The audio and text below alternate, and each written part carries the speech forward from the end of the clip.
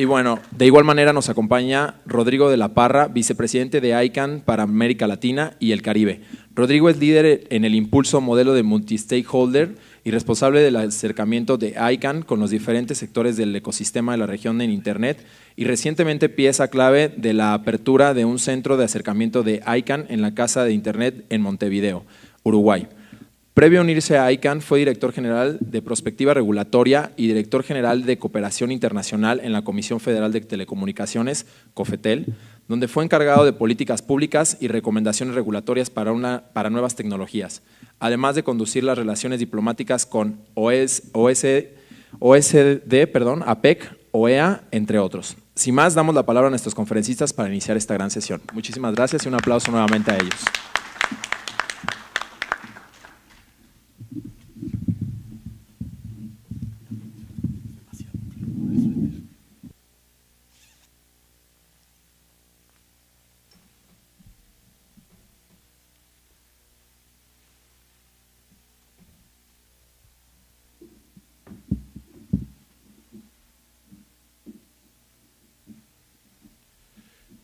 Muchísimas gracias. ¿Se escucha bien? Quien está en el micrófono normalmente es quien menos sabe si se oye. Muchísimas gracias, muy buenos días. No puedo empezar sin encomiar, y esto habrá que hacerlo de nuevo ya con la inauguración formal del evento, del flujo de los debates. Repito, no puedo empezar sin encomiar el extraordinario esfuerzo que hizo el ingeniero Óscar Robles, ahora presente en la mesa, y la colaboración del director de Prospectiva de NIC México, Manuel Aces, para reunir al grupo de iniciativa que formuló, con el que tuvimos el orgullo de poder formular el programa de esta reunión, y el concepto y la realización logística que se ha realizado con las aportaciones de Manuel Aces y desde luego el liderazgo del ingeniero Robles. La contribución de NIC México al ecosistema de Internet en México es muy importante y la ratifica en esta ocasión, y yo enfáticamente, no puedo empezar sin agradecerlo. La gobernanza de Internet es un tema para algunos de nosotros muy interesante, sin duda será más interesante, estará mejor lograda mientras menos interesante sea para la mayoría de la gente, es decir, mientras funcione y haga que funcione Internet de una manera fluida, constante, transparente, abierta, favoreciendo la innovación y sin requerir la participación, no quiero decir sin requerir la participación, sin requerir continuos y constantes arreglos y negociaciones para que funcione, sino que simplemente se mantenga funcionando. Pero Internet es mucho más ya que una infraestructura técnica, es emblemática de la sociedad de la información, del tránsito hacia la sociedad de la información y la sociedad del conocimiento, que son términos en los cuales desde luego se pueden hacer muchas distinciones, que no me voy a detener en ellas en este momento, pero sí, si podemos tener la primera lámina a la vista, por favor. Es decir, la siguiente. La gran pregunta empieza desde por qué este nombre de gobernanza de Internet. ¿Qué es ese Internet? ¿Qué quiere decir gobernanza? Voy a adelantar la respuesta a la segunda. Hablamos de gobernanza para no hablar de gobierno, para no producir la impresión de que existe un ente que gobierna Internet, de que Internet es gobernado desde arriba y en particular además que atraiga la participación fuera de la ponderación necesaria de lo que regularmente conocemos como gobierno, es decir, las autoridades generalmente legítimamente constituidas de un territorio, puede ser nacional o subnacional. Internet al principio fue simplemente un experimento, una manera diferente de conectar redes. En lugar de conectar las telecomunicaciones como se hacía en el telégrafo o en la telefonía de punto a punto y de utilizar todo el cable, todo el medio para el paso de un solo mensaje, y hasta que no pasaba, hasta que no terminaba la conversación, no se podía liberar ese cable o ese medio.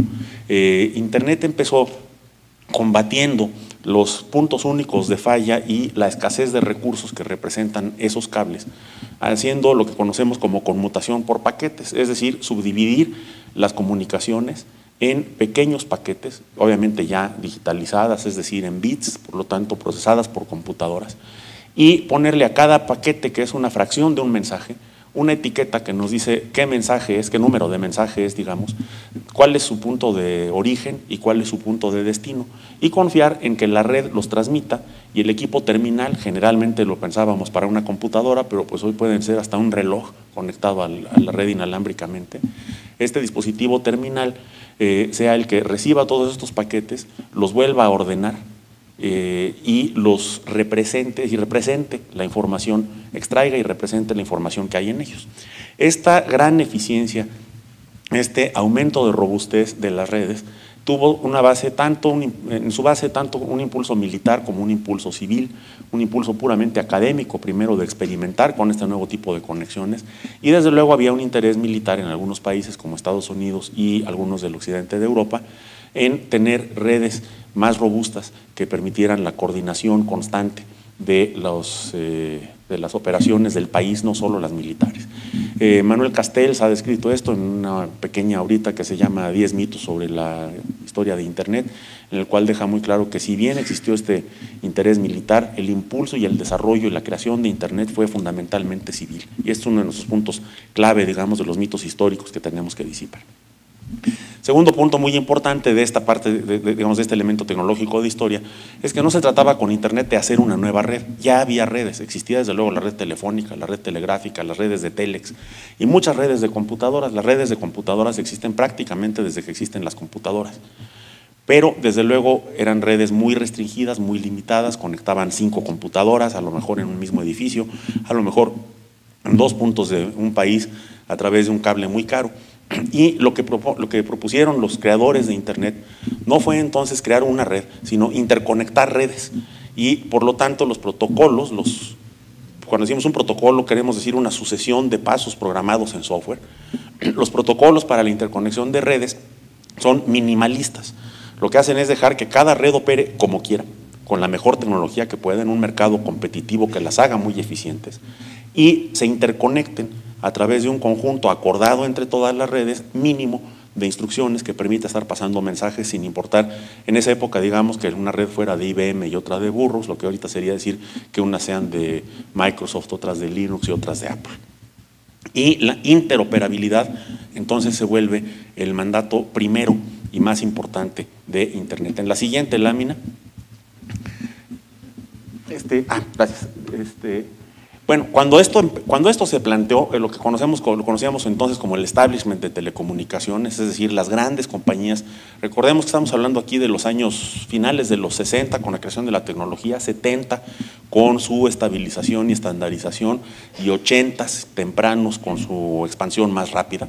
Las grandes compañías telefónicas eran casi todas estatales en Europa, eran una sola PTT, es decir, una compañía de correo, telégrafo y telefonía. O como en Estados Unidos, donde se había abierto un mercado liberal, pero en el cual las compañías eran extraordinariamente grandes. Y países como México, donde las compañías habían sido privadas y después habían sido estatizadas, pero hablábamos siempre de una compañía, una red prácticamente por país o por muy grandes regiones, como ocurrió cuando se dividieron las compañías Bell en Estados Unidos para empezar a fragmentar ese gran monopolio. Y correspondiendo a esto, los fabricantes de equipo también eran unas cuantas compañías. Los fabricantes de conmutadores telefónicos eran, si acaso, una decena. Nadie más que los expertos en el tema puede recordar 10 compañías que fabricaran conmutadores. Estamos hablando de marcas como Ericsson, algunas marcas que ya no existen, que fueron absorbidas o se fundieron en distintas compañías, lo que hoy es Alcatel, lo que en algún momento Siemens hizo, después compró Nokia, después se deshizo, en fin, ese tipo de grandes fusiones y adquisiciones. Fabricaban equipos que ocupaban salas de este tamaño para conmutar redes telefónicas y empezar a ver que unos ingenieritos, unos físicos, unos matemáticos y de cuando en cuando un filósofo o un pintor, porque también había de todos estos perfiles, estaban creando nuevas redes, nuevos paradigmas de redes, utilizando computadoras personales o computadoras departamentales muy pequeñas del tamaño de un solo refrigerador en lugar de una sala de estas. Hacía que simplemente no lo creyeran, lo consideraban una especie de juguete y seguían diciendo, ¿sabes qué? Las redes son monopolios naturales, las telecomunicaciones de toda naturaleza son monopolios naturales. Nosotros somos dueños, algunos de ustedes lo recordarán, no veo a nadie de edad suficiente, pero algunos recordarán que hasta el teléfono era propiedad de la compañía telefónica, hasta el aparato telefónico, esas cosas de baquelita de 2 kilos con las que se podía matar a un asaltante, eran propiedad de la compañía telefónica y no se podía poseer legalmente ni un desarmador que permitiera desconectar los cables y ponerlos en otra parte de la recámara. Era entonces este paradigma de las redes en propiedad, de control sobre todas las capas, es el que vino a ser subvertido. Pero no me quiero arriesgar a cometer un error, entonces les pido la mano con el cambio. Lo que se hizo aquí además fue, esto coincide también con una reforma en las redes de gran escala, que fue la creación de un modelo formal de capas. Este modelo de capas, para explicarlo en muy pocas palabras, dice que nosotros podemos diseñar distintas partes de la red sin ocuparnos de cómo funcionan otras. Por ejemplo, podemos ocuparnos de la capa física, de los cables, conexiones, obviamente además zanjas, equipos activos simplemente de interconexión de la red, fibra óptica, cable, microondas, radios de distintos tipos, los access points a los que nos estamos conectando aquí, haciendo que cumplan una especificación, pero sin que le importe a nadie cómo las operamos por dentro. Arriba de eso está el software que hace paquetes y las cajas, el equipo físico, que le da rutas a esos paquetes. Y arriba de esa capa empezamos a tener software que asume que todo eso funciona de acuerdo a un estándar, de acuerdo a un patrón establecido y produce los inputs o los outputs, las salidas requeridas de acuerdo al estándar, y nosotros podemos ahora crear las aplicaciones, interpretar esos mensajes como correo, como una llamada al sistema de nombres de dominio o como una página web, y una última capa de software es la que despliega la página web. Este modelo de capas es fundamental para entender las redes y nos ha ayudado mucho a quienes somos activos, quienes nos consideramos NetHeads. Les pido la siguiente, por favor. Quienes nos consideramos NetHeads, la siguiente de una vez, por favor. Nos ayuda mucho a entender también las interacciones con la sociedad. En broma se dice lo siguiente: el modelo que les acabo de mostrar es un modelo de 4 capas, que es el modelo que se utiliza en Internet. El modelo formal, al que sustituyó, porque el modelo formal nunca pudo realmente materializarse por las exigencias que tenía sobre el software y el hardware, es el modelo que se conoce como OSI, o modelo Open Systems Interconnect, que fue estandarizado por la Organización Internacional de Estándares, la ISO, y ese modelo se divide en 7 capas. Nosotros muchas veces en broma decimos que un problema, por ejemplo, una decisión del usuario de ver o no ver una página web, o una decisión de las autoridades de que determinadas páginas web no puedan ser vistas al interior de una escuela, cosas por el estilo, decimos que son decisiones de la capa 8. Hablamos de capa 8, pues, cuando nos referimos a todo lo que sucede una vez que la red está funcionando y que podemos hasta representar páginas web, correo, videoconferencia, hacer todo lo que hace la red. Lo que sigue es la capa 8. En la capa más básica de la red, después de la capa física, que es fundamentalmente el ámbito de las telecomunicaciones, lo que hacemos es paquetizar la red, enrutar los paquetes, es decir, encontrarles caminos, y ahí se crea el protocolo IP o Internet Networking Protocol, es decir, es un conjunto de instrucciones computacionales que toman contenido de una red, lo convierten a una determinada representación digital que se transmite, se enruta, etcétera, y que cuando llega al otro extremo entra a una red y ahí es reutilizado de acuerdo con la tecnología de esa red. Y se crea inicialmente con el control de tráfico, es decir, averiguar si los paquetes llegaron, si no han llegado, volverlos a mandar. Lo mismo que buscamos en una llamada telefónica, la certeza de que nos hemos conectado. Y uno de los actos geniales en la historia de Internet que da lugar al increíble nivel de innovación, esto no parece evidente en el momento en el que lo hacen, es separar el control de la transmisión. Es decir, separar el protocolo TCP que se señala allí del protocolo IP. Este es el acto genial, digamos, que realizaron Vinton Cerf y Robert Kahn sobre una cantidad enorme de trabajo que ya existía, pero que permitió decir, oye, algunas veces voy a mandar paquetes sin control, como cuando mando video. No me interesa saber en detalle si cada paquete de video llegó, porque la computadora puede interpolar un poquito la imagen, y donde iba a ir un vestido rojo en una imagen en la que se iba a ver un vestido rojo con algunas sombritas, pues las sombras no se ven tan naturales, pero la gente ve la película y la acepta, ¿no? Díganlo, si no, quienes ven YouTube, si esto ha sido importante. Si el éxito de YouTube es importante, eso quiere decir que realmente podemos perder algunos paquetes en la transmisión de video. ¿No creerían ustedes el porcentaje de paquetes que se pueden perder y se siga viendo un video de YouTube aceptablemente?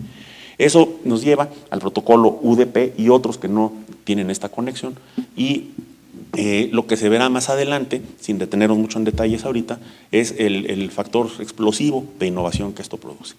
Para identificar cada computadora, para interconectar estos recursos, se requiere asignarle una dirección, conocemos una dirección IP, una dirección del protocolo IP, que son utilizadas en que son las que van siendo asignadas por un mecanismo centralizado, son de las pocas cosas que requieren un ligero grado de centralización en Internet, ya que otro de los principios fundamentales, pasamos a la siguiente, es la descentralización de la red. Y la otra cosa que se requiere es estandarizar esta tecnología, es decir, una vez que alguien puede diseñar un mecanismo para dividir la información en paquetes, encontrarles caminos por distintas rutas, por eso hablamos de enrutamiento. Quienes tienen suficiente edad para acordarse del temblor de 85 de la Ciudad de México, se acordarán que durante un buen par de días las comunicaciones de prácticamente todo el país, excepto las del mero norte, la frontera, estuvieron interrumpidas porque había una central única, la central San Juan, que está aquí a unas calles, por la cual pasaban todas las telecomunicaciones del país. Romper ese nodo único rompe toda la red y lo que se busca precisamente es que aunque se caiga San Juan, la red siga funcionando y eso ustedes lo han visto como ahora sigue funcionando la transmisión en Internet de información, aunque haya desastres muy importantes, interrupciones de corriente eléctrica, fibras ópticas, etcétera, los paquetes encuentran sus rutas. E incluso uno de los mantras de la gente de la red es que decimos Internet interpreta hasta la censura como congestión y encuentra una ruta alrededor de ella. Es decir, este es de nuevo un concepto que empieza en cómo se construyó la red físicamente y que ni la capa 8 puede detener. Y para estandarizar estas tecnologías, para que todas funcionen igual hacia afuera, al intercomunicarse, aunque dentro de cada equipo, dentro de cada software, unas sean más eficientes que otras, y haya un mercado muy competitivo y agresivo, se crea la Internet Engineering Task Force, o IETF, Fuerza de Trabajo de Ingeniería de Internet, que es el primer elemento en la historia institucional de la gobernanza de Internet al que debemos atender. Se crea, pasamos a la que sigue, voy a saltarme los paradigmas, digamos, que vence, para decirle simplemente la IETF ni siquiera tiene personalidad jurídica, no está constituida como una organización, como una AC en ningún lugar del mundo. Para votar, si nosotros preguntaríamos aquí, por ejemplo, si todo el mundo está de acuerdo en que el mínimo encriptamiento de una comunicación para conectar dos computadoras sea de 1024 bits, los que están a favor de 1024 dirían y luego les preguntaríamos a los que están a favor de que el mínimo sea 2048 bits y dirían excepto si hay dos opositores muy fuertes, una compañía que dice nuestra tecnología no puede funcionar o eso rompe la red, dirían más enfáticamente y oyendo el ruido de la habitación, el ruido de la sala de juntas en la que esto se da, podemos detectar si hay un fuerte consenso a favor de 1024 o un fuerte consenso alrededor de 2048. Esto parece informal, pero es muy importante porque lleva a otro mantra de la IETF que dice no tenemos ni votos, ni reyes, ni dioses, solo reconocemos el rough consensus, el consenso generalizado y running code. Rough consensus and running code, consenso generalizado y software funcionando. No estandarizamos nada que no haya sido demostrado con al menos 2 implementaciones y no tenemos un voto de 51%, como ocurre en las organizaciones de estandarización, que puede estandarizar algo que no funcione o que realmente rompa la red o que desequilibre el mercado. Ni tampoco exigimos unanimidad, porque también entendemos que en un libre mercado de tecnologías, algunos jugadores pueden tener que quedar al margen o incurrir en costos más altos para seguir participando. Siguiente, este espíritu que además es meritocrático, no solo es democrático, sino sobre todo es meritocrático, marca mucho la construcción de las instituciones de gobernanza de Internet. Un derivado de la IETF, vamos a mostrar un momento, es IANA, que era un organismo movido por una sola persona. Y ahorita lo que quiero mencionar nada más es un punto más que es muy interesante en la IETF, en la historia de la IETF, y es que aunque cada compañía patenta muchas veces la tecnología que utiliza, hay un acuerdo sobre los estándares, en que los estándares son libres, absolutamente. Los estándares de la IETF incluso se siguen escribiendo, las figuras, si ustedes ven un estándar de la IETF, están hechas así como a máquina de escribir, con diagonales y guiones, no con figuras dibujadas, no usan Word, no usan Adobe, no usan ningún software propietario, sino solamente ASCII, porque de esa manera nunca un cambio de estándar de una compañía puede disminuir la accesibilidad de los estándares de Internet. Y la propiedad intelectual sobre los estándares, hay un organismo, la Internet Society, que se creó con varios objetivos, y uno de ellos es defender la administración de la propiedad intelectual, no defender la propiedad intelectual de los estándares, sino su administración, para evitar que sea propietarizada por nadie. Que no vaya a pasar que una editorial publica los estándares en el apéndice de un libro y ahora tienen copyright los estándares. En contraste, el Instituto de Ingenieros Eléctricos y Electrónicos, IEEE, la Unión Internacional de Telecomunicaciones, la Organización de Estándares Internacionales y prácticamente todas las otras organizaciones de estandarización intergubernamentales, nacionales, mixtas, público-privadas o privadas, prácticamente todas venden los estándares. Hay un costo por acceder al estándar. Eso lo pueden ver incluso ustedes, por ejemplo, con los estándares de seguridad de información, la serie ISO 27000, todo este tipo de cosas se venden y esas organizaciones vigilan rigurosamente que nadie implemente nada sin haber comprado el documento del estándar. La IETF hace exactamente lo opuesto, defiende agresivamente que nadie le pueda poner el copyright a los estándares. Este es el tipo de cosas transformadoras que se ven en la historia de Internet. Se optimiza así la red para que todo mundo la pueda usar. Es una red que no necesariamente es la mejor para hacer una llamada telefónica, ustedes sufren con Skype, aunque menos que con el celular. No es la mejor para el video, si ustedes quieren ver bien la televisión, prenden la tele, aunque aceptamos después, si ustedes son usuarios de una televisión por cable o una televisión satelital, saben que nomás llueve o se nubla, por ejemplo, en la satelital, tampoco se va a ver la novela, ¿no? De manera que es muy realista en cuanto a la aceptabilidad de distintos compromisos en la calidad de las comunicaciones a cambio de ser una sola red para todas las comunicaciones. Y esto es lo que permite esta explosión de innovación sin permiso desde el diseño mismo de la tecnología y desde su gobernanza más básica. Okay. No sé si en este punto Óscar o Rodrigo quisieran tomar la estafeta. Siguiente, por favor. Entonces, se construye la red sobre básicamente los siguientes principios. Estos son principios de diseño, son principios de ingeniería. Sin embargo, algo que es muy notable, que creo que a ustedes les debe llamar la atención, y en un momento, en 2 minutos más, en 4 minutos más lo explico, son principios que además se transfieren, se leen también como valores, como principios del uso y la construcción de la red a un nivel social, no solamente como principios de diseño. El primero es el principio de interoperabilidad. No debemos hacer nada en la red que no permita que alguien utilizando un software o que le dé preferencia a alguien que utilizando un software para utilizando o no determinado software o marcas de equipo pueda tener acceso a algo que hacemos en Internet. Eso, la tradición más conocida que viola este principio de interoperabilidad, la que conoce más el público cara a cara, son estos sitios web optimizados para un determinado navegador.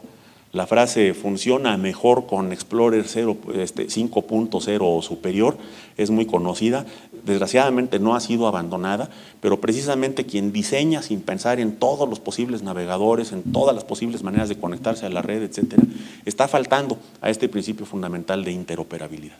Segundo, para el desarrollo de los estándares, este principio de Rough Consensus and Running Code. Tercero, un principio fundamental, el principio de extremo a extremo o punta a punta, que en inglés se conoce como end-to-end, que dice que cualesquiera que sean el lugar donde están el inicio y el final de una comunicación, la comunicación se debe ver igual. La red no debe hacer nada con esa comunicación más que llevarla lo mejor posible de punta a punta. Decimos así que la red debe ser tonta y la orilla de la red, los extremos de la red, inteligentes. Esto suena como esas cosas, ay, estos ingenieros. O sea, yo la primera vez que lo dije, ay, estos ingenieros. No, red tonta, orilla inteligente, pero sí, son carísimos los enrutadores precisamente por la enorme cantidad de inteligencia que va. Son muy complicados los desarrollos de los protocolos de enrutamiento, etcétera. Es decir, la parte de nomás llevar los paquetes, pero precisamente es eso, la inteligencia del ingeniero se aplica a que la red sea tonta. a que la red todo lo que haga sea encontrar la mejor manera de llevar los paquetes, independientemente de si son video, si son una imagen de una cirugía que se está llevando a cabo a distancia que no puede tener ni una sola pérdida y que no aguanta una latencia mayor de 1 milisegundo, o si es un video de las fiestas patronales del año pasado que queremos ver para ver si el torito fue llevado bien por el compadre de la tía de alguien que además vive fuera del país y que puede aguantar varios minutos de delay. El chiste entonces es, la red no debe meterse con el contenido, la red solamente debe empujar los paquetes rápidamente. Ustedes pueden darse cuenta que esto tiene una implicación inmediata en la política de administración de la red e incluso en leyes y políticas públicas que se llama neutralidad de la red, neutralidad de Internet. Vamos a tener discusiones de esto más tarde, la mesa de las 3 de la tarde toca este tema para ver cuáles son el estado del debate entre esta propuesta de neutralidad de la red, que puedan pasar los 5 todos de la red, todo protocolo, todo puerto, todo origen, todo destino y todo contenido, contra las realidades de las redes, que a veces hay que hacerles ingeniería de tráfico para que todo pase de una manera balanceada, o el interés que puede haber en darle preferencia a algunos paquetes sobre otros, por ejemplo, para fines comerciales que pueden incluso ser discriminatorios. Y el siguiente punto, que se puede manejar, digamos, en los estándares de la red, en los principios de la red, puede leerse, ya no es un principio tan fundamental, pero sigue siendo de los básicos, es que dice que en el diseño de los protocolos se debe ser generoso con lo que se recibe y parco con lo que se envía. Cuando esto se dice en ingeniería respecto a los protocolos, quiere decir que si te llegan unos paquetes malformados que no puedes realmente saber qué destino llevan o qué origen tienen, en vez de simplemente cortar la comunicación, explotes al máximo lo posible. Sé generoso, acepta lo más que puedas e interprétalo lo mejor que puedas. Y por otra parte, parco con lo que se envía dice que si tú puedes llevar a cabo una comunicación a través de un solo canal o un solo puerto en vez de 2, escojas uno. Si puedes representar la información con 8 bits en lugar de 24, la representes nada más con 8.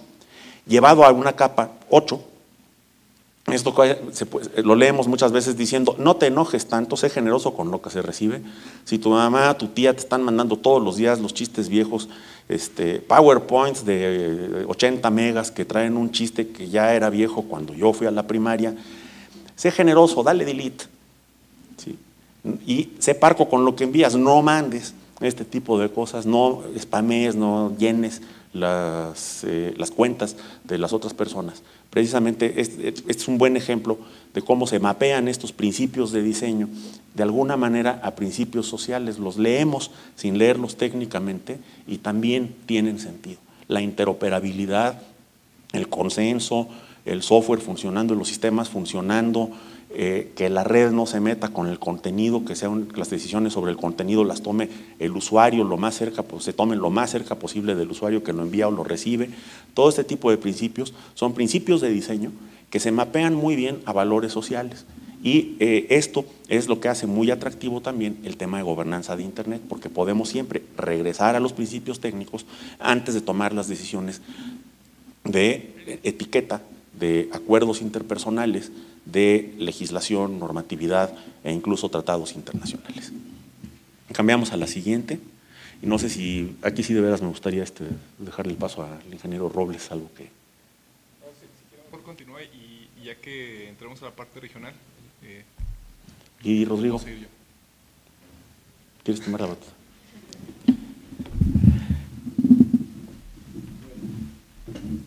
Muchas gracias.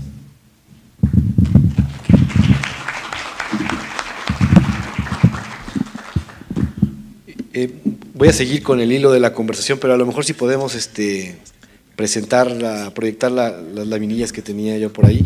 Buenos días a todos, qué bueno que están aquí, qué bueno que se organizó este tutorial antes de empezar con las discusiones, porque si no empezamos a aclarar algunos conceptos nos hacemos luego bolas en las discusiones. Me parece que la presentación de Alex ha sido realmente clara, muy didáctica como siempre él en todas sus presentaciones, y espero que haya quedado, digamos, esta parte técnica clara. Ahorita íbamos a hablar sobre el sistema de nombres de dominio o DNS, y yo tengo una pequeña presentación. Voy a hacerlo muy rápido porque ya vamos contra el tiempo y a lo mejor también quisiera aclarar un par de conceptos. Ahí está. Y a lo mejor para explicarlo puedo también decirles qué es lo que hace el ICANN, porque están intrínsecamente ligados estos conceptos, ¿no? ICANN es una organización global sin fines de lucro que tiene el objetivo o la misión de coordinar la asignación de lo que se han denominado recursos críticos de Internet, y no todos los recursos críticos de Internet, sino algunos muy importantes que han sido identificados como justamente identificadores únicos de Internet. Digamos, los más conocidos por todos son los nombres de dominio y las direcciones IP. Y esto nos toca a ICANN hacer dentro de, digamos, dentro de este gran espectro de los temas de gobierno en Internet, y al final les voy a comentar por qué es que es importante la función del ICANN, no solamente para este tema en particular, sino para algunas reflexiones sobre el tema grande de la agenda de gobierno en Internet. Rápidamente, y Alex lo tocó, para que un aparato pueda encontrar a otro aparato en Internet, no solamente una computadora, un teléfono, etcétera, necesita tener un número que lo identifique, y ese número es justamente una dirección IP. Como la dirección IP es un número largo, digamos, no es como un número telefónico, es difícil de memorizar, así lo era en su versión IPv4 y ahora en su versión IPv6 es aún más complicado. Se ideó este sistema de nombres de dominio que lo que hace es traducir o interpretar esta dirección IP a un nombre de dominio. Si ustedes van a su navegador y escriben la dirección IP de un sitio, también les va a resolver en el sitio, pero típicamente lo harán a través del nombre de dominio. Esto es lo que hacemos en ICANN, y desde el punto de vista técnico, resuelve el DNS en una fotografía muy rápida de lo que hace. Ahora, desde el punto de vista técnico, por supuesto que esto conlleva ciertos retos, pero no es del todo una función demasiado compleja. Reflexionemos un poco sobre Internet, ¿no? Internet es, como se dice, la red de redes, y no tanto por maximizar que es una red gigantesca, sino que en realidad describe lo que realmente es el Internet. Es una red que está compuesta por redes pequeñas. Entonces, prácticamente todo lo que tiene que ver con la gestión de Internet es descentralizado, y solamente hay una parte, no sé decir desafortunadamente o no, pero es una parte sensible que tiene que ser coordinada centralmente, y es justamente esto. Esto es para mantener una Internet única, global e interoperable. Si no tuviéramos la unicidad en estos identificadores únicos de Internet, pues difícilmente podríamos conectarnos con el sitio en Rusia, o podríamos mandar un correo a nuestros amigos en Australia, etcétera. O sea, si no existiera esta coordinación central, entonces no podríamos tenerlo. Y al ICANN le toca esta importante labor, y es por eso que hice la distinción. Quizás técnicamente no sea algo súper complicado, pero la forma en que hemos decidido hacerlo en el ICANN es realmente complicado, y es complicado no solamente desde el punto de vista técnico, sino más bien desde el punto de vista de la toma de decisiones y de la agregación de voluntades para de poder tomar decisiones en torno a estos identificadores únicos. Nosotros hemos elegido hacerlo a través de lo que denominamos el modelo de múltiples interesados.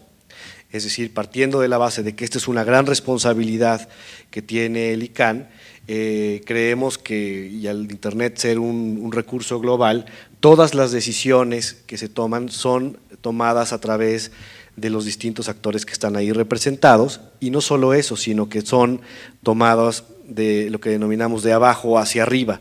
O sea, no hay un director general del ICANN que tome las decisiones hacia abajo y que repercutan a todo el ecosistema. En realidad es un ecosistema bastante complejo, integrado por, digamos, las organizaciones de soporte en los temas estos, que son, por un lado, direcciones, las direcciones IP o los números, y por otro lado, los nombres, que son las direcciones, los nombres de dominio, y ahí tenemos incluidos a dos. No voy a entrar en detalle a describir todo el ecosistema, pues tan solo mencionar que también tenemos incluidos a la sociedad civil, tenemos grupos de usuarios de Internet que están representados ahí, evidentemente los gobiernos también están dentro de un consejo asesor, la iniciativa privada y por supuesto la comunidad técnica, la que denominamos la comunidad técnica de Internet. Alex ha comentado sobre el IETF, brevemente sobre el ICANN, sobre el ISOC y todas aquellas, digamos, organizaciones que se encargan de hacer que el Internet funcione. A lo mejor vale la pena que tengamos clara esta distinción. O sea, hay una serie de organizaciones que están encargadas de que el Internet trabaje, de hacer que todos los engranes estén, digamos, alineados y tener esta continuidad en el servicio, lo cual ha sucedido bastante bien. Digamos, el Internet funciona muy bien. Ahora, la otra parte es el uso que se hace del Internet y de ahí se derivan muchos otros temas de gobierno en Internet. A propósito, estoy yendo rápido, ¿no? Quizás estas filminas lo que puedan hacer es, o pretenden hacer es, digamos, mostrarles a ustedes la complejidad que tiene este sistema de múltiples actores, pero la reflexión quizás deba ser en este momento, quizás dos cosas. Una, ciertamente al ICANN se le ha identificado a lo largo del tiempo como un actor clave en los temas de gobierno en Internet y creo que eso no es equivocado, pero es importante mencionar que la agenda de gobernanza de Internet es mucho más amplia de lo que se hace en el ICANN. En el 2003-2005, cuando se discutía primero sobre gobernanza de Internet en la Cumbre Mundial de la Sociedad de la Información, pues todo el mundo volteaba a ver a quién y cito, le echaba la culpa, no había que echarle la culpa, pero a quién volteaban, miraban para ver qué se había hecho y lo que existía desde 1998 era el ICANN, ¿no? Entonces, a veces se confunde cuando se habla de gobierno de Internet identificar solo al ICANN. La gestión de recursos críticos de Internet es muy importante, pero encima de eso tenemos todo lo que tiene que ver con ciberseguridad, protección a los derechos humanos, libertad de expresión, propiedad intelectual, etcétera. Todos los temas que están ustedes viendo acá en la agenda y que se van a tratar de forma individual tienen más allá que verlo.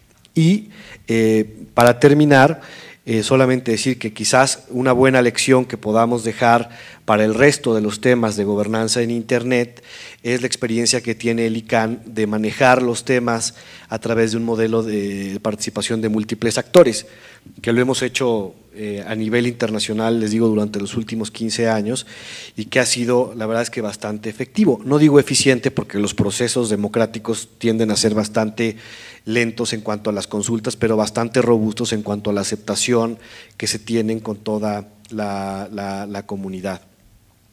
Y bueno, esto ha sido siempre en el ambiente internacional y hoy lo que nos reúne aquí en esta sala es que podamos iniciar este debate con este foco nacional de actores nacionales. Normalmente algunos de nosotros nos encontrábamos las caras en los foros globales de Internet como el IGF o las propias reuniones del ICANN, algunas de las Naciones Unidas, etcétera, y estábamos discutiendo temas globales. Tiene sentido porque el Internet es una red global, pero también parece ser que hay cierto beneficio de que los distintos actores que representan el gobierno en Internet a nivel local puedan reunirse y dialogar, ¿no? Y que no les suene algo como muy extraño o muy fuera del alcance. En realidad, si están aquí sentados y están representando algún grupo de interés, las puertas son abiertas para participar y ojalá que este debate pueda continuar y madurar en México, ¿no? Entonces dejo a Óscar. Muchas gracias.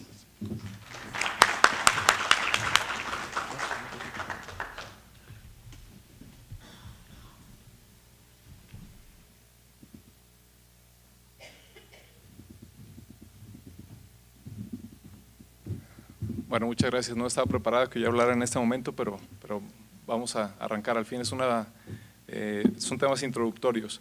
Déjenme nada más les comento que me parece que vivimos en un momento excepcional, muy importante con estos temas, no solamente por lo que se da a nivel global con la discusión de los asuntos de gobernanza de Internet, con lo que sucede en el foro de gobernanza de Internet, con los temas sobre vigilancia de Internet, con el tema de ICANN y su relación con el gobierno de Estados Unidos.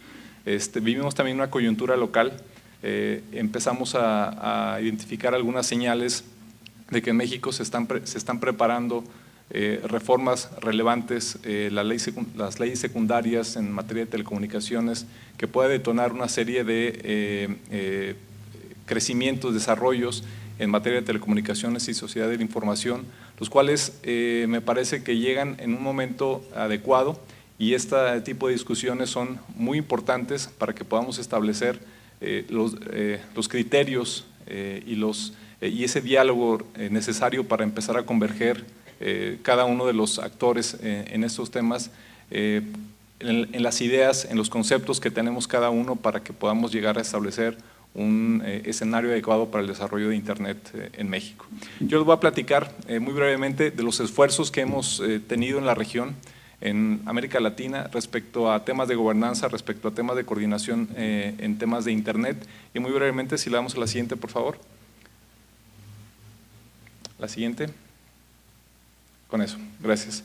Yo identifico tres grandes etapas en la región cronológicamente. La primera de ellas, por ahí de los finales de los 80s, me permití ponerle del 90 al 97, donde realmente hay un esfuerzo de coordinación, pero entre los únicos actores que había en aquel entonces. Estamos hablando de redes académicas.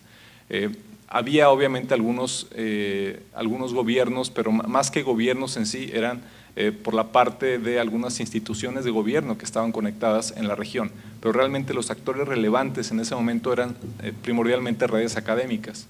Es en este tipo de actores donde se llegan a establecer sí algunos acuerdos de cooperación, pero es solamente, digamos, uno de los actores interesados que tenemos al día de hoy, y eran las redes académicas. En aquel entonces se formó una organización llamada ENRED, que era la agrupación de diversas redes académicas en América Latina, y llegó a tener algunos foros exitosos, 8 o 9 foros anuales exitosos, donde incluso llegaron a tener alguna reunión por ahí, me parece en el 1992, donde llegaron a plantear la necesidad de crear un LATINIC, que era este organismo a cargo de la coordinación de direcciones IP en la región, sistemas autónomos y algunos otros esfuerzos para el desarrollo de Internet en la región.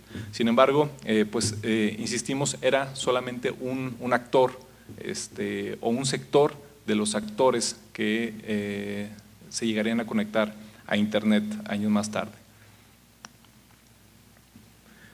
Después identifico lo que le llamo al segundo periodo, que es cuando inicia la cooperación entre múltiples sectores. A partir de 1998 se empiezan a dar tiempos de cambio en la gobernanza global. Por ahí Alex y Rodrigo les habrán platicado tanto lo que detona la creación de ICANN en 98, fue una serie de discusiones llevadas a cabo a nivel global por el tema de los nombres de dominio, los conflictos con la propiedad intelectual, pero también la relación que tenía de manera muy significativa el operador del .com, en aquel entonces Network Solutions, ahora VeriSign, y cómo podrían llevar a cabo una transición o una supervisión de las actividades de estos recursos críticos. Todo esto surge, les decía, por ahí del 96, 97, 98, tiempos en que a nivel global se requerían tomar ciertas decisiones, y es cuando los actores regionales empezamos a establecer estas organizaciones para la cooperación, la comunicación a nivel regional. En agosto de 1998, precisamente en el marco de las discusiones para definir lo que iba a ser ICANN, se genera una de las primeras organizaciones regionales conocida como LACTLD, que es la agrupación de CCTLDs o de códigos territoriales de Internet en América Latina. Esto con miras pues a tener esa representación en este tipo de eventos o en este tipo de foros que se estaban gestando como era ICANN.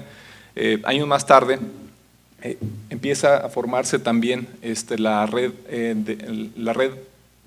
o la Organización de Redes Académicas para Internet Avanzado, que es Red Clara, pero también, y de manera muy importante, el ACNIC, que no solamente agrupaba a un solo sector, como se daba en el caso del ACTLD y de Clara, agrupando a operadores de CCTLDs y a redes académicas respectivamente, sino que el ACNIC agrupaba ya múltiples sectores. Había en este caso, estaba la academia, estaban operadores, había la comunidad técnica, pero sí, seguíamos careciendo de la participación de gobierno. Todavía no obtenían este involucramiento los gobiernos de la región. No había esa, a pesar de que obviamente ya tenían sus estrategias digitales de gobierno electrónico y demás, no entraban a la escena, no entraban a discutir estos temas de manera abierta. Posteriormente, algo que le llamo la tercera etapa, es cuando empezamos a ver realmente esfuerzos en la región de participación de múltiples sectores, con la creación o con la creación de este evento conocido como Internet Governance Forum o Pre-Internet Governance Forum de América Latina y el Caribe. Este evento, el primero de ellos, se llevó a cabo en Montevideo, de alguna manera impulsado por la ACNIC, pero donde también participó la sociedad civil. Se involucró a gobiernos, quizá primero a título individual a representantes de gobiernos más que al gobierno directamente, pero ya se empieza a gestar esa comunicación y esa coordinación entre actores de múltiples sectores. Hemos tenido hasta hoy seis eventos de este tipo del Internet Governance Forum para América Latina o Pre-Internet Governance Forum para América Latina, lo cual nos ha dado como resultado una interacción muy significativa con actores de gobierno, con actores de la academia, de la iniciativa privada, de operadores, primordialmente la comunidad técnica que está a cargo de que Internet funcione en la región, y esto ha servido de manera muy importante para lograr ese diálogo y esa convergencia de ideas que este tipo de foros aportan. Me parece que estos ejercicios nos dan no solamente una posibilidad de que los gobiernos entiendan lo que la iniciativa privada, lo que la sociedad civil, lo que la comunidad técnica requiere para su desarrollo, no solo para su crecimiento, sino para su desarrollo, sino que también da la oportunidad para que todos estos grupos entendamos los retos que tienen los gobiernos, los retos que tienen los estados para lograr ese desarrollo de manera adecuada. Entonces, ha sido una convergencia significativa.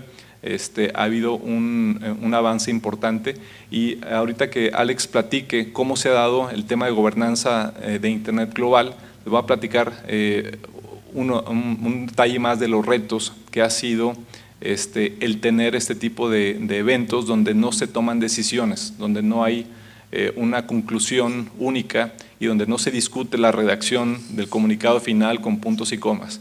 Aquí lo que se viene a discutir son ideas, son argumentos, escuchar a la otra parte, entender su posición, y eventualmente que esto nos sirva para ir entendiendo las necesidades de cada uno de los grupos que participan en este entorno. Así es como se ha ido dando a nivel regional.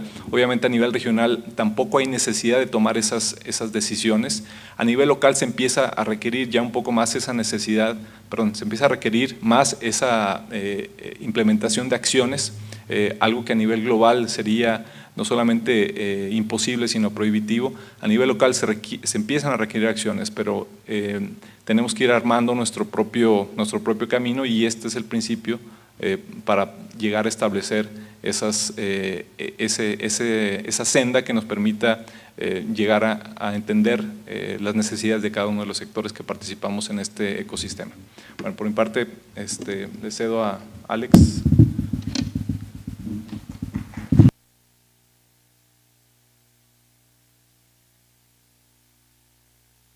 Muchas gracias, Óscar, Rodrigo. Si tienen todavía mi presentación, la podrían adelantar hasta la lámina, creo que es 17, por favor. Estos temas que estamos discutiendo, y como ya lo han subrayado Rodrigo de la Parra y el ingeniero Óscar Robles, han sido muy importantes, han sido vistos como muy importantes con el paso del tiempo.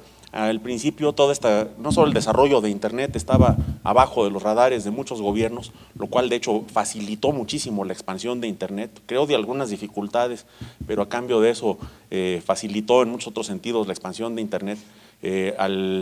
Bueno, cada vez que se preguntaba qué autoridad regulatoria debería haber esto, las autoridades regulatorias se miraban así rodando los ojos diciendo esto no es mío, y entonces se pudieron adelantar muchos desarrollos a cambio desde luego de algunas dificultades, por ejemplo en reglas que no facilitaban el acceso a las redes que son excesivamente costosas y otra serie de factores.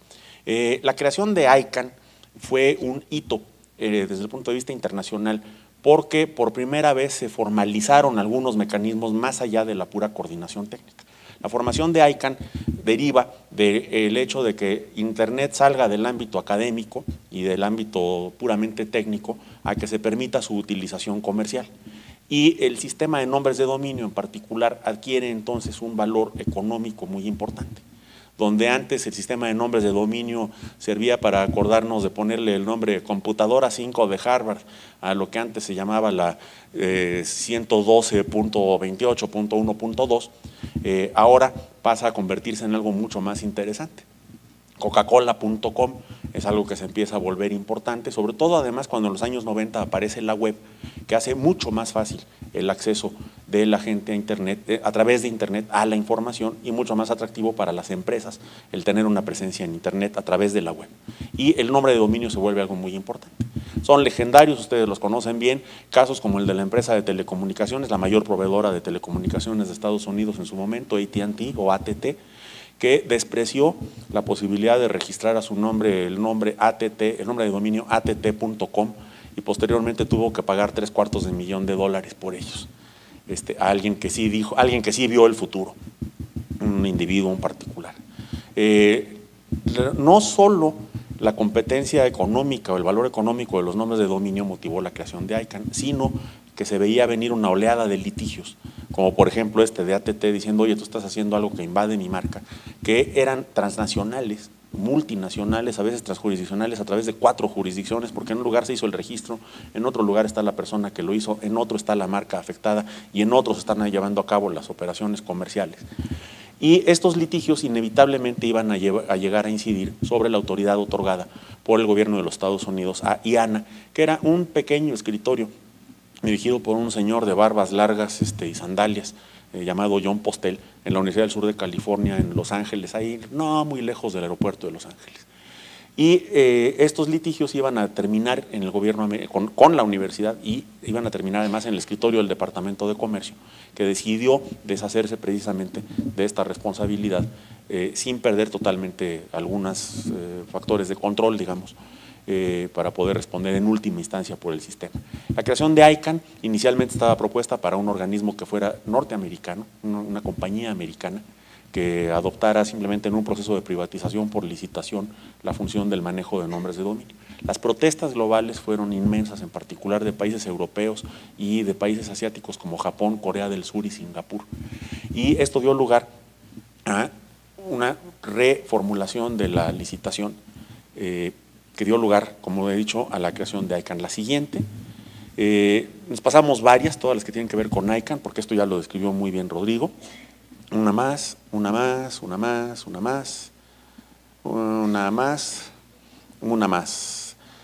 para que de una vez entremos en materia.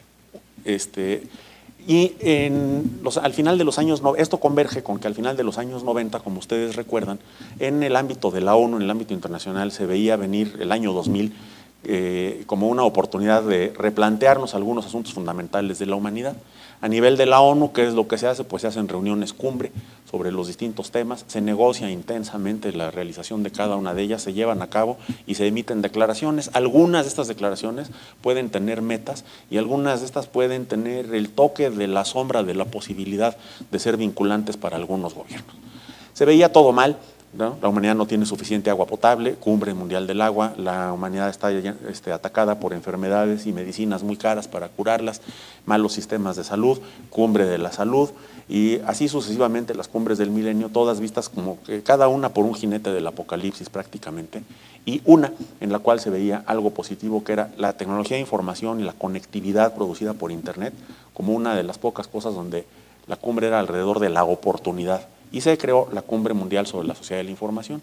Esta fue inédita en dos sentidos muy importantes. Uno, que se llevó a cabo en 2 etapas, una de ellas fuera de Ginebra, en Túnez, y es decir, en un país en desarrollo, casi por primera vez una cumbre de esta naturaleza. Y segundo, que se llevó a cabo con la participación activa de organismos y entes no gubernamentales, fueran estos negocios privados, organizaciones técnicas, organizaciones sociales. Tuvo una gran influencia, algo que ustedes conocen bien en México, que son las organizaciones relacionadas con los derechos de comunicación, y hubo una batalla campal de burocracias entre la UNESCO y la Unión Internacional de Telecomunicaciones para apoderarse del control político y la dirección de la realización de la cumbre y su desarrollo. En la siguiente, bueno, aquí en esta cumbre, en la primera etapa, las cosas iban muy bien hasta que alguien empezó a tratar de establecer algunos derechos, como reafirmar derechos humanos como la libertad de asociación y la libertad de expresión. Países como China se opusieron tajantemente a esto, diciendo que la cumbre no podía crear derechos nuevos, y ahí empezaron a complicarse las cosas. Y encontraron el asunto, el tema de gobernanza de Internet como un tema en el cual era imposible ponerse de acuerdo, así como el fondeo para el desarrollo de la sociedad de la información. La Secretaría de Relaciones Exteriores de México, a través del representante Salvador de Lara, que era el representante ante estos organismos, el director de organismos económicos internacionales, tuvo un papel extraordinario en afinar y avanzar los acuerdos. Es para libro de texto ver cómo están 70 apostillas de México en una versión del documento, y 60 de las 70 han sido absorbidas literalmente y otras 5 con modificaciones en la siguiente versión. Y este desacuerdo al final de la primera etapa de la cumbre sobre gobernanza de Internet llevó a que se produjera la creación de un grupo de trabajo sobre gobernanza de Internet, un grupo de 40 personas de los distintos sectores de todo el mundo, en el cual tuve el honor de ser nombrado y luego ratificado al cambio de secretario general de la ONU, en el cual nos dedicamos a producir una definición operacional, la identificación de los problemas de gobernanza de Internet. La siguiente, los problemas que identificamos están en letra chica porque se identificaron 40 conjuntos de problemas de gobernanza de Internet. Empezamos por cuestiones como la administración del sistema de la zona raíz del DNS, la competencia de ICANN, costos de interconexión en las redes, estabilidad de Internet, seguridad, delito cibernético, spam, el envío masivo de correo electrónico comercial no solicitado, participación efectiva, creación de capacidades, asignación de nombres de dominio, propiedad intelectual. ¿Seguimos? Libertad de expresión, protección de datos, derechos de los consumidores, multilingüismo y todavía más. En la siguiente lámina, por favor. Uno de los temas fundamentales de la cumbre fue la relación entre derechos humanos, derechos civiles, derechos sociales, derechos económicos, derechos positivos y negativos, derechos de primera, segunda, tercera y cuarta generación y su colisión con Internet. Este es uno de los temas calientes de gobernanza de Internet, ha sido reintensificado este año con los que llamamos los escándalos de espionaje o la época post-Snowden, en los cuales el hecho de que las comunicaciones en Internet hayan estado disponibles, sobre todo se ha conocido su disponibilidad para el gobierno de Estados Unidos, su intervención agresiva, pero se sabe que son muchísimos otros gobiernos los que intervienen comunicaciones en Internet y de todo otro tipo. La expresión pájaros en el alambre no se inventó para Internet, se inventó en la telegrafía y la telefonía hace décadas. Pero el hecho de que se vea el riesgo que alguna de estas intervenciones plantea para el ejercicio de la libertad de expresión y la libertad de asociación, sobre todo, ha llevado a que este sea uno de los temas más intensos en gobernanza de Internet. Las negociaciones, el punto de vista aquí más maduro, me parece que lo representa un señor que estimamos muchísimo, que estuvo a punto de ser un participante de este evento. Estaría yo muy honrado de que él estuviera aquí en el micrófono, el señor Frank LaRue, que es el relator especial de la ONU sobre libertad de expresión. Y él ha formulado una expresión muy sencilla que ya fue adoptada como una resolución en la ONU, que es que los mismos derechos que están vigentes en el espacio, vamos a llamarlo regular, el mid-space, el espacio cárnico, como le decimos en Internet, el espacio de bulto, ¿no? El espacio donde la impenetrabilidad de la materia es un factor. Esos mismos derechos deben ser vigentes en Internet. No se considera que haya la necesidad de crear derechos nuevos, pero sí se debe asegurar que ninguna operación que se haga en Internet interfiera con esos derechos. Y expresiones como el derecho a el acceso a Internet, el derecho a la banda ancha, el derecho al acceso de las tecnologías, que en el caso de México incluso ha sido incorporado ya en la Constitución a través de la reforma de telecomunicaciones. Este es uno de los temas candentes en gobernanza de Internet. Siguiente, por favor. Los sistemas, en realidad lo que se ha hecho en la historia de Internet, y si quieren, sí, vamos a dejar allí a la vista, lo que ha pasado en la historia de la gobernanza de Internet es que cada vez que se ha podido hacer algo efectivo, ha sido enfocarse sobre un problema específico que puede tener alguna clase de solución, reunir a lo que se conoce como los stakeholders, las partes interesadas. Stakeholder, una buena traducción, aunque larga, de stakeholder al español, es persona a la que le va en algo lo que sucede.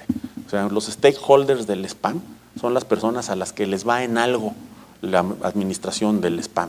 La gente cuyos inboxes se ven inundados, los pequeños negocios que primero se ven afectados por el spam porque les cuesta mucho dinero manejar su correo electrónico cuando está lleno de cosas que no son su negocio, y segundo, el anti-spam les cuesta más porque si no envían bien sus ofertas por correo electrónico, se las encuentran bloqueadas y entonces el anti-spam sale más caro que el propio spam, en el sentido de que afecta negativamente al negocio, sobre todo pequeña y mediana empresa en países en desarrollo.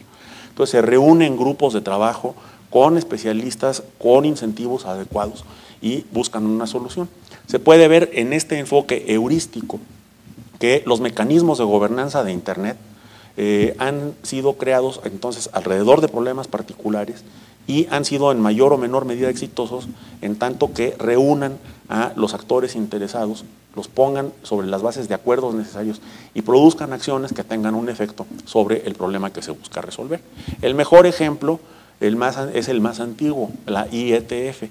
Para la IETF, cuando se formó la IETF, el problema que había era que había 20, 50, 100, 300 ingenieros físicos y matemáticos haciendo protocolos, software, sistemas, incluso empezando a fabricar hardware especializado para la interconexión en Internet.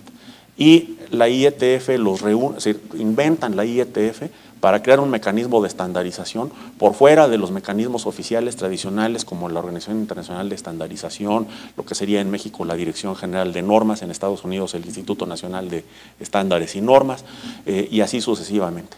Y lo crean de la manera que resulta más efectiva. Crean el mecanismo, por ejemplo, de la provisionalidad de los estándares, que se llama RFC o Request for Comments. Crean el mecanismo de votación por que ya les mencioné. Todo este tipo de cosas. Ahí se descubre que hay que hacer una base de datos central, de la cual parta la asignación principal de direcciones IP por grandes bloques, o una base que ceda el registro de nombres de dominio a particulares, pero las bases de datos de los nombres de dominio mantengan su integridad, autenticidad, etcétera, criterios de seguridad. Se crea IANA y luego, como les mencioné, para proteger a IANA de los litigios y de la locura de la especulación comercial con nombres de dominio, se crea ICANN. En ICANN se reúnen los ISPs, ciudadanos, universidades, empresas usuarias del sistema, empresas proveedoras de nombres de dominio, un grupo de abogados interesados en la protección de la propiedad intelectual contra abusos a través del sistema de nombres de dominio y crean este sistema que es efectivo. El spam es un problema más invencible y es tratado a través del Messaging Anti-Abuse Working Group. Es un grupo de trabajo en el que están compañías importantes, ciudadanos, técnicos, etcétera, que van encontrando mecanismos para reducir el spam o por lo menos limitar su crecimiento, y ya va más allá del correo electrónico. Por eso ahora se llama Messaging Anti-Abuse, porque va también contra el abuso en blogs, en SMS, por lo menos no en SMS, pero en los chats, en los IMs de Internet, etcétera. La propiedad intelectual, un problema difícil de tratar en Internet porque La protección de la propiedad intelectual de manera tradicional es muy difícil, la violación de los derechos protegidos en la forma tradicional es muy fácil, la copia es enteramente fiel, la transmisión de la copia es punto menos que gratuita, su costo marginal se aproxima a cero. Entonces esto lleva a cuestiones como Creative Commons, Color Juris, etcétera, que son nuevas formas de administrar la propiedad intelectual basado más en un reconocimiento del derecho a compartir y que se vuelven especialmente interesantes en esta colisión que dio lugar a la Cumbre Mundial y con la que seguimos trabajando. El objeto del resto de nuestras sesiones estos 2 días es ver las colisiones entre esto que se hace en un mundo relativamente aislado e ideal, ciberutópico de Internet y su colisión con la realidad humana, cuando Internet es un espejo de la humanidad. Cuando Internet es un espejo de la humanidad, no solo tenemos la innovación sin pedir permiso, la creatividad, la explosión del acceso, el hecho de que cada uno de nosotros se vuelve un productor de contenido y de servicios, si tiene la capacidad de hacerlo, y tiene acceso a mercados que de forma tradicional hubieran sido inaccesibles.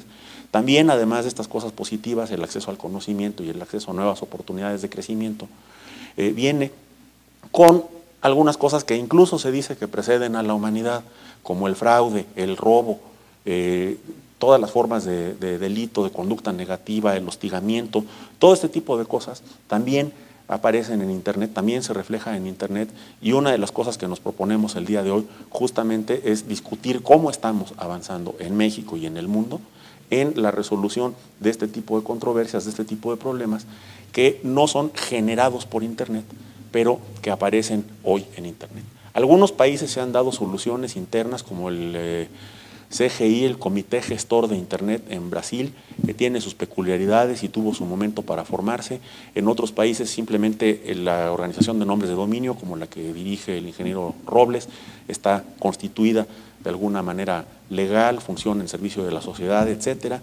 En otros se han creado alianzas contra el spam, sistemas para la gestión de la propiedad intelectual. Tenemos que ir dejando, no digo que estos problemas se resuelvan solos, pero lo que es más importante es respetar el principio de horizontalidad, este principio de trabajar desde la orilla, de respetar ante todos los principios técnicos de funcionamiento de la red y reconocer cuáles son los cambios en algunos problemas básicos de la humanidad, como el hambre, la salud, el robo, el fraude, el hostigamiento, etcétera, cómo son modificados por Internet y trabajar, por un lado, sobre la modificación de la conducta humana y por otro lado, a través de los mecanismos que siempre ha tenido la humanidad, y por otra parte, sobre lo que es específico a Internet, que puede ser, por ejemplo, la masividad de los envíos, el anonimato, en el caso de los delitos, el hecho de cometer los delitos sobre un territorio donde están penados a partir de un territorio donde no están penados.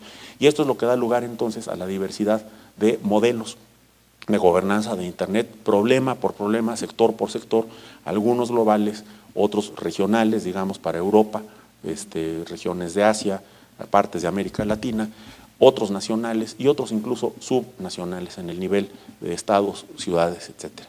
Yo terminaría con una brevísima consideración acerca de los fenómenos que se están presentando en estos últimos meses.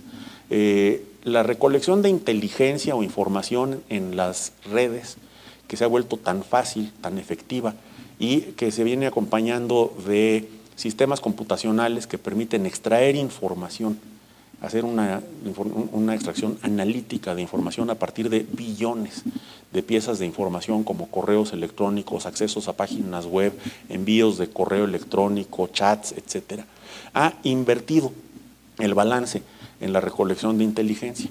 Originalmente la revisión de las comunicaciones de los ciudadanos empezaba por pensar que alguien era sospechoso, poder poner un clip en el cable de su teléfono, muy cerca de su casa para que solo afecte a ese teléfono, y poner gente a analizar esas comunicaciones. Hoy el paradigma ha cambiado y aunque eso se sigue haciendo con todas las tecnologías, se ha adquirido mucho peso lo que en inglés se llama una dragnet, una red de arrastre, que es primero recoge toda la información que puedas y luego en el análisis ve si encuentras comunicaciones sospechosas. De hecho, mientras más comunicaciones no sospechosas contenga un sistema de ese tipo, más se puede establecer cuál es la base, la línea base de señal, digamos, que es inocente y que se noten los picos de las comunicaciones potencialmente sospechosas. Esto ha cambiado radicalmente la manera en la que se recoge inteligencia en la red. el escándalo producido por este tipo de revelaciones, o de este tipo de, para algunas gentes ha sido total novedad. Veo que en México mucha gente dice, con que lo hacen en esa escala, pero en México como que siempre hemos supuesto que las comunicaciones están siendo intervenidas, incluido las de personas que no están cometiendo ni son sospechosas de poder cometer ningún delito por muy distintas razones. Entonces el factor sorpresa ha sido menos, pero hay un cambio muy importante, que es que algunos países están haciendo llamados muy ruidosos, incluso a nivel de la ONU, para transformar el sistema de gobernanza de Internet con un mayor peso de los gobiernos, con un mayor potencial de crear un mecanismo de arriba hacia abajo que no reconozca este flujo que he mencionado de ir problema por problema, este tema heurístico. Y esto puede transformar también, al menos temporalmente, hasta que se vuelvan a balancear las cosas, el sistema multi-stakeholder con el cual hemos venido operando. Este sistema no niega a los gobiernos, no les niega un lugar, reconoce al contrario, incluso en algunos casos, la mayor necesidad de que estén presentes, por ejemplo, autoridades de vigilancia del cumplimiento de la ley, law enforcement, las autoridades, los encargados del orden público nacional e internacional, estén presentes en las discusiones para poder debatir mejor el combate a temas como la trata de niños o la trata de personas a través de Internet, entre otras manifestaciones, la de pornografía y pornografía infantil en la red, o el fraude, el engaño, el robo, etcétera, que son conductas muy negativas. Estos van a ser mecanismos que estarán siendo desafiados. El ingenio de la comunidad de Internet ha sido hasta ahora invencible. Nosotros en la comunidad de Internet en México estamos convencidos de que lo seguirá siendo y que qué bueno que se estén abriendo nuevos temas, porque tendremos nuevos actores, nuevos participantes, más voces, más diversidad, más alcance geográfico y por lo tanto más acceso a la creatividad, al ingenio y a la buena voluntad de los mexicanos. Muchísimas gracias.